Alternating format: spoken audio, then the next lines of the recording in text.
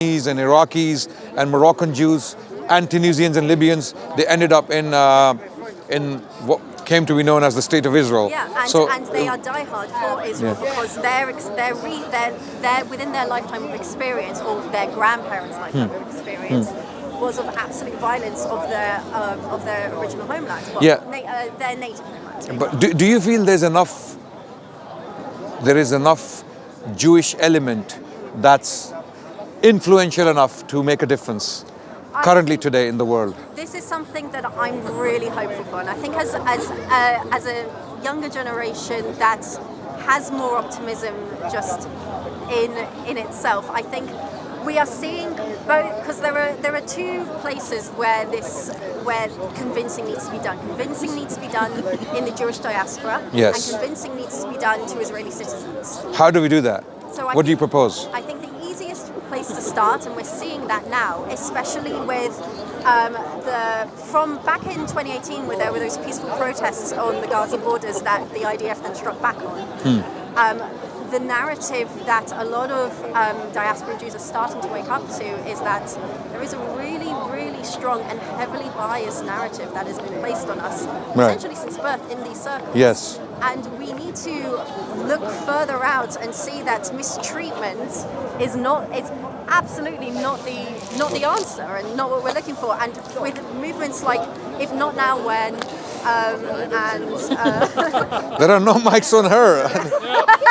And she's the one who's talking. Wait, how many have you got now? I don't know. I don't know. It's as they say, it's free for all, fair game. Yeah. But I think what I would like to say is I'd like to say, like, as someone who is more diasporan than I am Israeli, having grown up in Britain, but with that culture. Yeah. It's definitely going to be easier to start in the diaspora. Absolutely. And because we have easier access to the narrative that Israel, outside of what Israel is giving. Yeah. And I think by going to these movements and going to these protests and having our voices be heard in these circles and having the general public be aware that there are Jewish people and there are Israelis with these opinions that understand the origins of what the country came from and what the country is currently doing and the injustices of that.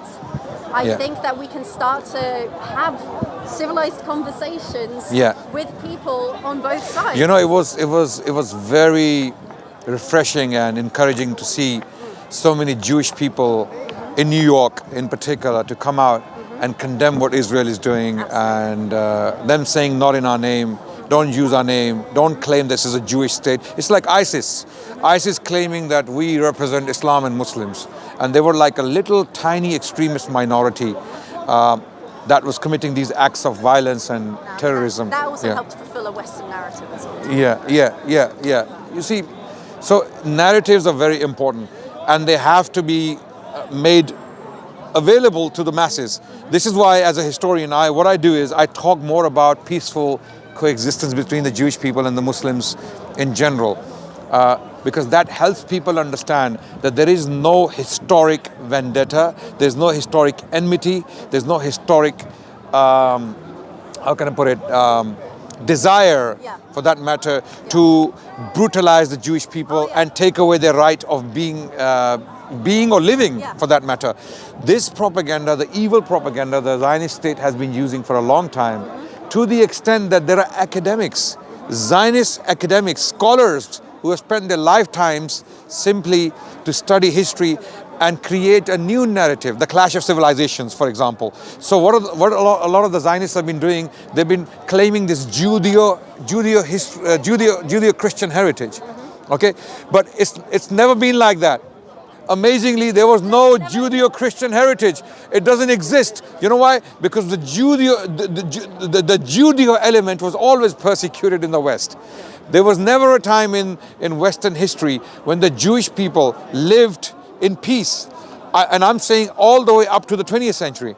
Okay, even as late as, we have the Holocaust in Germany to talk about, okay? And this is not the first time when the Jewish people were brutalized. The history goes back a long time, a long way.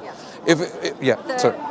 I mean, just to expand on that, the reason the diaspora is to the extent of what it is today, where you've got Mizrahi, Bet Israel, Ashkenazi, Sephardi, like you name it, essentially spreading to every continent in the world was a result of continuous displacement and absolutely and removal. Absolutely. That wasn't the case in the Muslim world.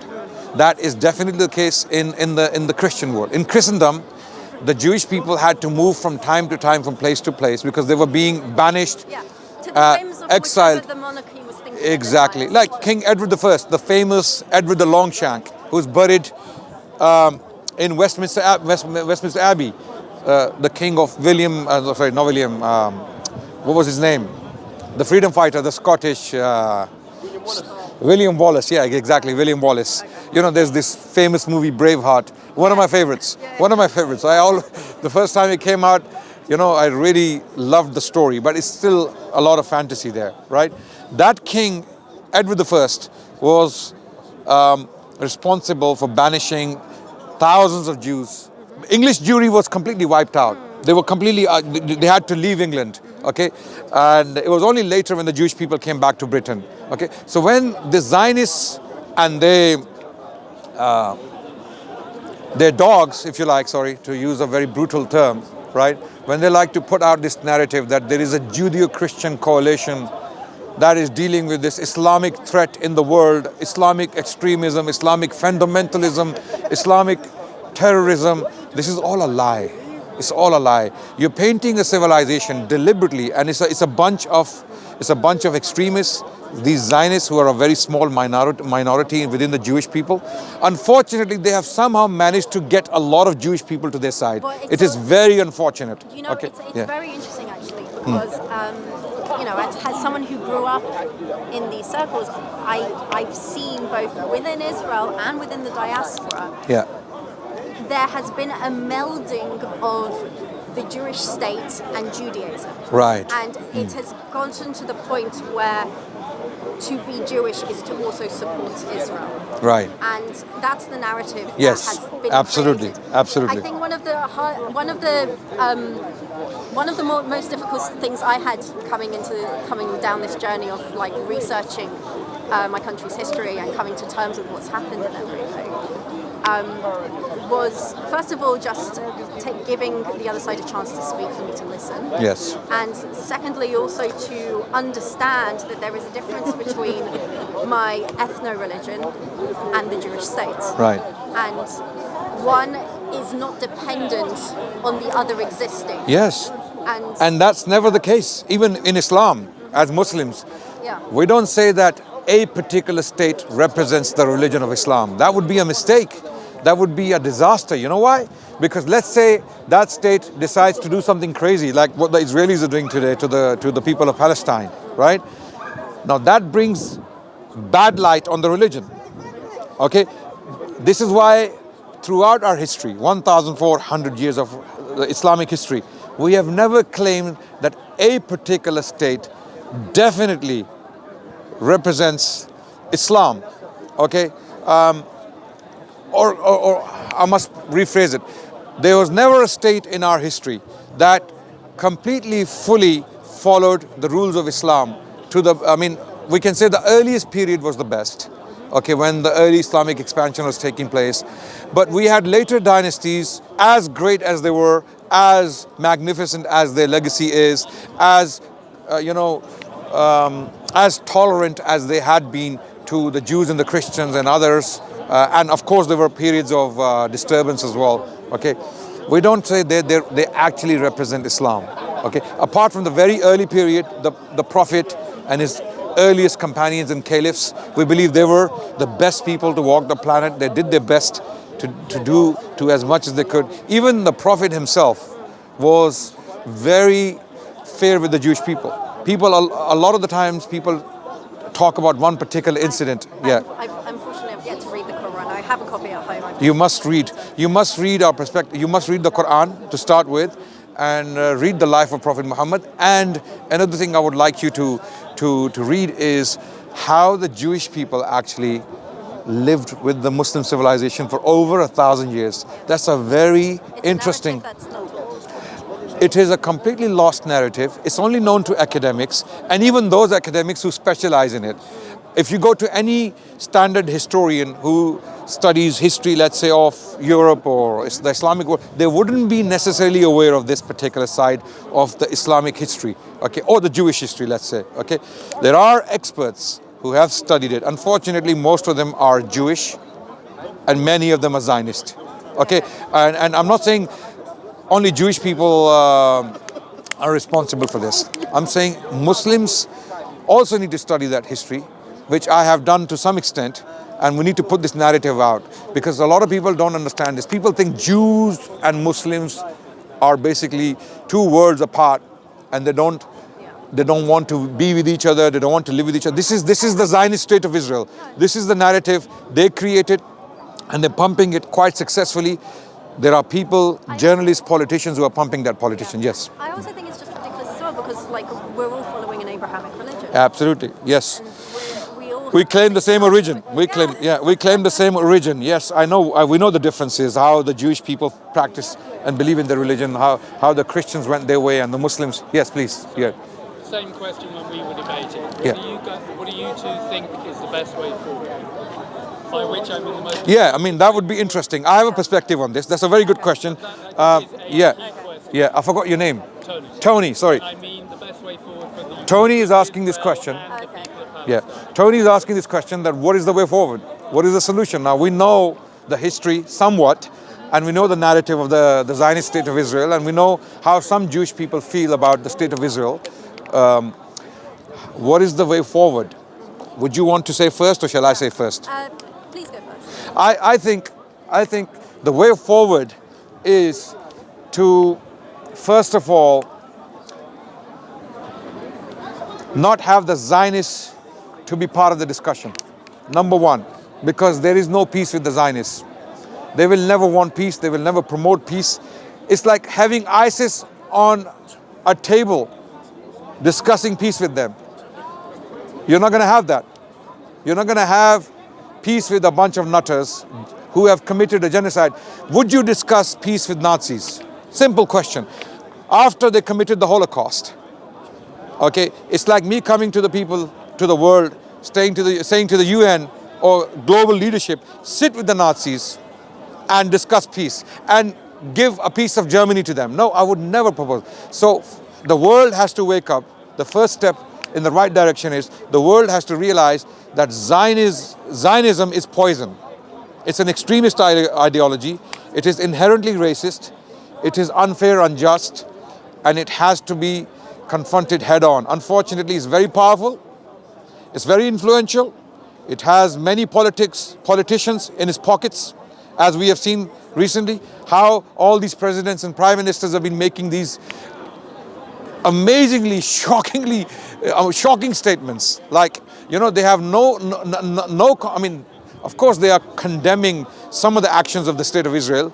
For example, the British personnel who were killed recently, the aid workers who were killed. Okay, 20,000 children have died to date. Okay, many more thousands have been permanently disabled. Okay, this is a genocide. This is an absolute genocide, and the world feels very powerless somehow to express their disgust on this. So we have to.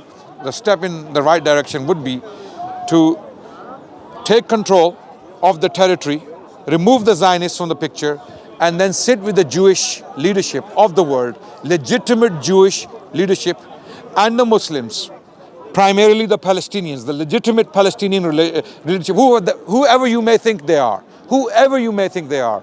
You don't like Hamas? No problem. You don't like Hamas? Don't sit with them.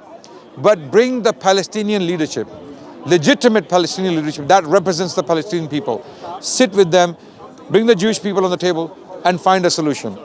And the solution, if you want to apply democracy, sorry? Are you saying that leadership is the legitimate leadership as Hamas? No, I'm not. I didn't say that. We don't know. We'll have to find out. Okay.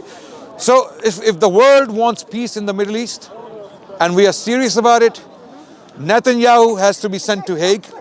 he has to go to The Hague. He has to be put on trial, just like Saddam Hussein was pulled out of the hole, literally. You know, you saw the footage, yeah? Saddam Hussein was actually pulled out, dragged out of the hole, and he was put on trial. Okay, Milosevic and all those guys, we managed to, put them on trial for war crimes. Here we have a war crime in front of our eyes, right under our noses, right? We saw a huge number of children completely decimated. These are human beings. I always talk about this. If I took a cat today, right now in front of all these cameras, and I twisted the neck of that cat, this lady standing next to me, this very respectful, beautiful Jewish lady, she would attack me first. She would say, "What the hell are you doing? This is absolutely mad. This is crazy. Why would you do something like that?" Right? It would be a verbal attack. I mean, look. I mean, if you intervened physically, I would fully understand why you did that, because you're doing the right thing. But we have 20,000 children buried alive, right? So something has to be done. So that's my solution. And I mean, if I speak with the Muslim hat on, and Muslim hats come in many different colors and styles, yeah? Put anyone you like, any hat, any type you like on my head. The Afghan pakol or the long, whatever hat, right? If I put my Muslim hat on, I believe the solution is Islam. Ruling as a political entity. Because, for example, I'll qualify, okay? If Muslims are allowed to rule this territory, because Muslims are the only people, historically speaking, who brought the three faiths together in harmony. From the time Muslims took Jerusalem or the land of Palestine, this is the first time when the Jews, Christians, and Muslims lived together, historically speaking. Who says so? People like Karen Armstrong. Okay, Karen Armstrong has written a history of Jerusalem, right? In that book she states, and I think page 242, she states, if I'm not mistaken, 240 or 242, she states that Muslims came with a system that brought for the first time three Abrahamic faiths under one domain in one piece of land together for the first time. That's what she said. I'm paraphrasing her words, right? Do you mind if I summarize? Yeah, you can. So we're going to come to her first. Am I right in saying your summary is broadly a Muslim state? Where you No. peacefully Yeah. Why do I say that? When the Christians are ruling Palestine, they banished the Jewish people on pain of death. The Jewish people were removed from Palestine by Emperor Hadrian when the revolt of Bar Kokhba happened in 132 CE. The first time the Jewish people were sent into diaspora, into exile in the world, was by the Romans. Emperor Hadrian in 132 CE, when the revolt was crushed brutally by the Romans, the city was leveled, razed to the ground, and renamed Aelia after the emperor's name. He was Elias Hadrianus. With respect, I can believe you're right, but essentially you're advocating a benign Islamic State. Yeah? No, I'm not. The term Islamic State has become tarnished because of ISIS, unfortunately. So when people use this loaded term, they actually, what comes to mind is like, yeah. Well, let me finish. I'm finishing right now. So when the Jewish people got their power, I mean, technically, if Israel is a Jewish state, which I believe it's not, look at what Muslims did with this land. For over 1,000 years, they ruled this territory. Different dynasties, by the way, starting from the Caliphate, the earliest Caliphate, the Abbasids, the Umayyads, the Abbasids, and then the Ottomans, right? And the Mamelukes. All of these dynasties ruled the land of Palestine, and Jewish people were some of the most prosperous people in this land for all that time. We had rabbinical courts, we had Jewish merchants, physicians, philosophers, thinkers, right, living. It was only during the time of the Crusade when all of this peace was disrupted. The Crusaders came in, massacred the Jewish people, massacred the Armenian Christians and the Muslims. So my claim is, one of the solutions is, sorry, Tony, you started me. I can't dispute any of your history. Yeah. My immediate concern would be, no matter what the previous generations have done, the generations right now who are locked into this Yes. appalling situation. So the world needs to get involved. To what extent? What's the best way forward so they can coexist now? The history you're telling As I said, the global international community, the Arabs and the Western world, they need to wake up and smell the coffee, and they need to realize if they don't stop this, it's not going to stop. There will be more genocides. There will be more wars. There will be more killing. Cycle of violence. The cycle, and it may spread. Yes. What is your solution? Yes. Now my solution I put forward, right? Thank you for, Yeah. thank Yeah. you for saying that. Yeah. Okay, so I think that with the experiences that I have, and I'm only one generation of 3 and plus in the establishment and existence of the State of Israel, I think we have a problem where there is such a strong narrative in the lands of seeing Palestinians as an enemy and seeing as if we don't hit them, they will hit us, they will eradicate us.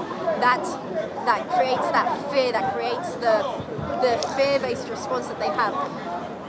One of the most difficult things that would need to be done is just sort of start to work towards changing that narrative in the country, and to start saying that for those citizens that it's not us or them, it's about coexistence. Yes.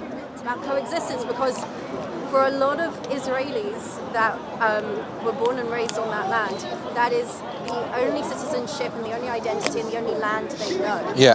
And a lot Albeit imposed and superimposed. Yeah, Yes, absolutely. But these people also don't have, well, my people don't have control over previous generations' actions. Yes. They were just born and raised Yeah. in a country that had a certain narrative and a certain amount Absolutely. of messages set upon them. Absolutely.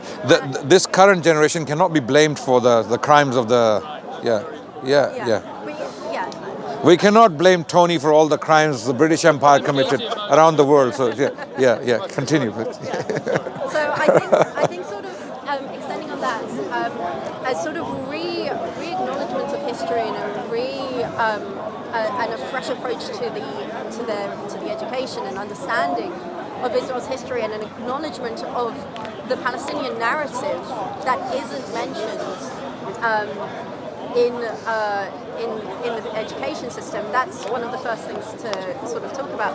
The second sort of approach would be like, I mean, in an idealistic way, in my opinion, I would talk about if Israel was to have any form of like introspection and to like self-reflect and to understand like the amount of change that needs to be done, an unimaginable amount of rules need to be rewritten from the ground up, essentially, because there are so many rules that are in place that put Jewish people first, Jewish rights first, Palestinian rights second. That goes in both of those directions. Yeah. That is just, as you said, that is a racist standpoint, and that is an unjust and unmoral standpoint. So those would have to be rewritten as well. And if we go super ideal, in my opinion, Like I did as well. if we go super ideal, I also agree that it should be a one state. I don't think a Jewish state is the answer. I'm not sure if a Palestinian state, if an Islamic state is the answer. I'm not even proposing that. Yeah. Not that title, at least. To say the least. Okay. Yeah. I'll apologize for my It wording. could be Ottomans too. Yeah. Ottomans Part 2 or something like that. I mean, it could be anyone. It could, as long as look, the point, I think we both agree that as long as the Jews and the Muslims and the Christians and the atheists, yeah, absolutely anyone, all human beings can live in harmony, peacefully, and there is law and order, and law applies to all equally. Okay, as long as that can be achieved, we're happy. Okay, yeah. Assad is the man who meditates day and night on the Lord. Yeah, she was doing that. The Jews were judging by their book, the teachings that were given to them, the Quran. They would be merciful, compassionate. That's important. Look, the problem is not all Jewish people are religious. Not all Jewish people actually follow the rabbinical version of Judaism. likewise, not all Palestinians are religious. If you look at the Fatah leadership, they're not very. Palestinians are Muslim. Yeah. You've got Christian Palestinians. Yeah, we have Christian Palestinians, we have Muslim Palestinians, we have atheist Palestinians, right? So there has to be a solution that accommodates for. I mean, Yeah. People the gospel, just by the gospel, so I'm entitled. How many do? No, they don't. Many claim it. I don't see the mercy that's Yeah, unfortunately. Yeah. I think so. Going down this rabbit hole of super idealistic. Yeah. I think a secular one state where, from the laws of the ground up, that states that the Israelis that exist are allowed to, especially. If But why does it have to be secular? I mean, if it's about the legal system. I would like to finish my. Oh, sorry. Yeah. statement, if that's Sorry. all right. Sorry. Go ahead. Because I don't want to be cut Yeah, off. I'll come back on it. I'll come back on it. Yeah. Thank you. Yeah. I would. So I do think that in a one-state secular state that has made sure that the narrative is having the entire viewpoint presented of its history and historical wars and mistakes that were made. That it should also, from the foundation up, say that both Palestinians have an absolute right to return and freedom to roam and freedom to take land that was theirs and re-establish themselves there. But also Israelis that presently exist there, with considering that they as my example, like down to my grandparents being around, and that's the only identity they have. They also, in my opinion, have a right to remain as well. But it's about having an approach of coexistence and equality. Yes. Equal treatment. Equal. Agreed. Yes. Yeah, equal approach. Yes. I mean, it's just, and I don't know. I don't have an answer for how to get to that point, but I just agree. I think that a re-education needs to be done and a rewriting of so many laws. Absolutely. And I think we pretty much agree. And isn't that amazing that a Jewish lady and a Muslim man are agreeing on many of these principles? We may disagree on the model. She may propose a secular model, which I think is impractical. Okay? I may propose an Islamic model because I have reasons to propose that model, and she has reasons to propose her model, right? But we both agree that we need a model that brings different faiths, different people together, and has a law that applies to all equally. Okay? Now, and there's another issue that is being neglected and ignored. There is a lot of trauma that will have to be dealt with. Absolutely. There is PTSD. It's a big can of worms. Yeah, 100%. Yeah. 100%. I think one of the. So she was making a point that you can. Yeah, you can. What is the solution Oh, okay. You just came right now, yeah? We have discussed it extensively. Watch the video. Inshallah, it's going to come out soon. It's going to be on, I don't know how many channels. But anyway, yeah. But we have discussed it. Just my question. Yeah. What is the solution between them? What they need to do, Palestinian and Israel in that country? We have discussed it in detail. Just now, we discussed it in the last 15, 20 minutes, I think we discussed it. Yeah. I think I've lost the point. Okay. Where are we? Okay. Question he asked them. Yeah. Both agreeing on one Yes. We both agree that state solution. Yeah. I spoke about history, how historically under the Muslims, the Jews and the Christians were living together in Palestine for a very long time. Okay, that's my solution. I'm saying if we don't have another model that works, we can go back to that model. How we will do it, details can be discussed by relevant people. But like okay, to Israel, to Jesus, to the disciples.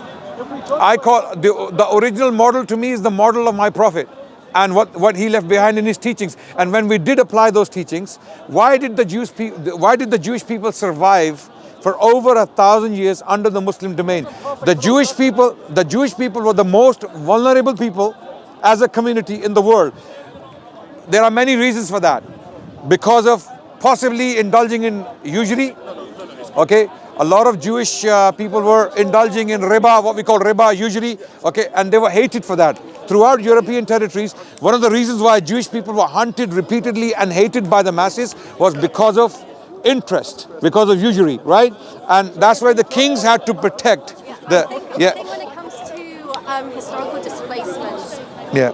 it kind of ends up in a way being a bit of a self-fulfilling prophecy with Judaism, where when Jewish people get displaced and then move to a new land, they establish themselves, but they also ostracize themselves from the wider majority. Ghettoized, yeah. And they just sort of, it's sticking to themselves from, probably even at that point, some generational trauma. But then the native residents that are aware that the Jewish people have moved in and have started to work in the local economy and certain businesses, that I would assume that initially it's a neutral standpoint to this group of immigrants coming in, and then typically when things started going wrong historically one way or another, it was an easy finger to point to. And Ashkenazi Jews were these strange immigrants back in this era. It's just gotten to the point where whether Ashkenazi, Mizrahi, whatever, we've just assimilated into these local cultures. The point that I'm white, that I look like this, and that's just. And there was intermarriage and conversions as well. I mean, there were conversions, and a lot of Ashkenazis do actually come from Eastern Europe, European territories. So that's another issue. That's something within the Jewish people themselves, and these. What they can do is follow the scripture that the core of what gives them identity is the blessing of which we have, and we receive that blessing tenfold. They only follow the commandments. But the problem is because not all Jewish people are following the religion, and just like not all Palestinians are religious. Okay, I think the religion does create a really good moral standpoint to build off from, but it's also really important to write laws. Yes. It's also really important to write laws. And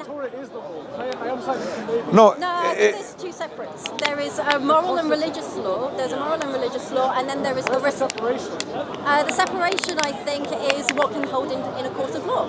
Sorry? The separation is, I think, what can hold in a court of law. Even the term court of law can be relative because the Jewish people could have their own courts, bet dins. Okay, the Muslims have the court of the Qadi, the Muslim judge. Okay, so I mean, if you're in a secular country, then the laws are secular laws, and you're in a secular court. But even secular countries, I mean, the idea of what morals are, in my opinion, they stem from religion. Well, to an extent, yes. The moral standpoints and ethical and questions of what is ethical and what is moral. Religion, just as a question in context, just sort of brought to the table for early civilization what is okay for a just society. And the problem with secular societies is that the laws keep changing by the changes of the society. Okay, so people. Necessarily a bad thing? It could be sometimes, because sometimes you will make laws that don't necessarily represent the interests of the people, the masses. Well, okay, for example, I'll give you an example. This issue of males ending up in female toilets, because there is this. Humbly suggest that's the one topic we don't touch on right now. Okay. I mean, there are many. Okay. I agree. It's going to open another discussion. Yeah. I agree. But I'm saying, look. When people change, societies change. Okay. Sometimes societies come to agree on things that are immoral. Okay. The Germans predominantly were fully behind Hitler when Hitler was doing what he was doing to the Jewish people. He had the sympathy of the majority of the German people, not all Germans, of course I know that. Okay, just like today Abby Martin is claiming that the Israeli people are predominantly, the overwhelming majority is behind the state and the actions of the state. Now, if they start making, the reason why the Israeli state is getting away with these racist apartheid laws is because they have managed to convince the majority of the Israelis as to the correctness of these laws. I mean, And this is the problem with secular model. This is what my issue is. When you have religious texts, okay, their morality is determined, it's already established. You cannot make something immoral stated in the scripture and make it moral. It's not going to happen, right? Because pens have been lifted, papers are dry, so you cannot change divine law or God's law. But with secular system, with a secular solution, that threat will always remain. If you manage to convince the masses on a disaster, on a catastrophe, or on a racist law, like what happened in the American South, okay, with the Afro-Americans and all the lynchings and all the so-called emancipation and post-emancipation, this is, yeah. No, you are shifting from politics to ethics. I'm not saying you shouldn't, I'm just saying you have jumped that sharp. Right. Okay. Ethically, I take far more issue with it. Politically, this is fantastic. I think everyone's loving it. yeah. The ethical assertions you made are more controversial. What kind of state? Yeah, I think we... Thank you. I think we're digressing, yes. Yeah. So I think we have pretty much expressed our views. Yeah. And we agree on a lot of things. I'm very happy. Sorry, what's your name? Tal. Tal. Very happy to talk to Tal anytime in the future.